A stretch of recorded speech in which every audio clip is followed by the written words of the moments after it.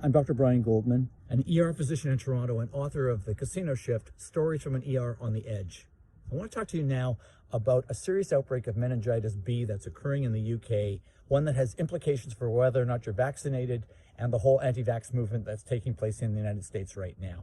The outbreak is believed to have started several weeks ago at a nightclub in Canterbury, which is close to the University of Kent. Now, meningitis B is a serious illness that affects primarily teens and young adults who are unvaccinated, and it tends to spread in dormitories by person-to-person contact through droplet spread. Public health officials have documented just over 20 confirmed cases of meningitis B and just under 10 probable cases, and sadly there have been 2 deaths involving young adults, teens or young adults who were otherwise healthy. This is a disease that I have seen before. I've diagnosed meningitis B in the emergency department and as a senior medical student, and I can tell you this is not a disease you want to trifle with. It's rare, but the complications are serious. It's a disease that lands most people in the intensive care unit. They need high-dose antibiotics and steroids, and often they need to be intubated.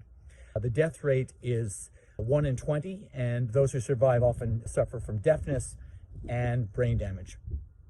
So this is a very serious illness. That's the bad news. The good news is that there's a vaccine that's effective, and here in Canada, it is administered, depending on the province, in infancy or in preschoolers, but that depends on the province.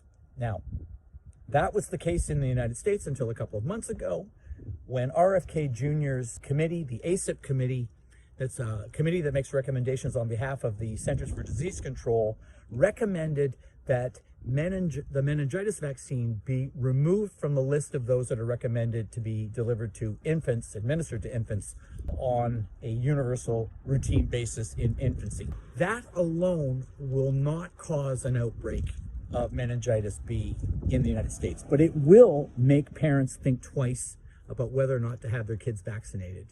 That is a bad mistake, because meningitis B is a devastating illness, and as far as I'm concerned, I think the United States is now a sitting duck for an outbreak of meningitis B comparable to what occurred in the UK or worse. So my advice to you is, if you are the parent of a child or if you've not been vaccinated, get vaccinated. Make sure your kids get vaccinated.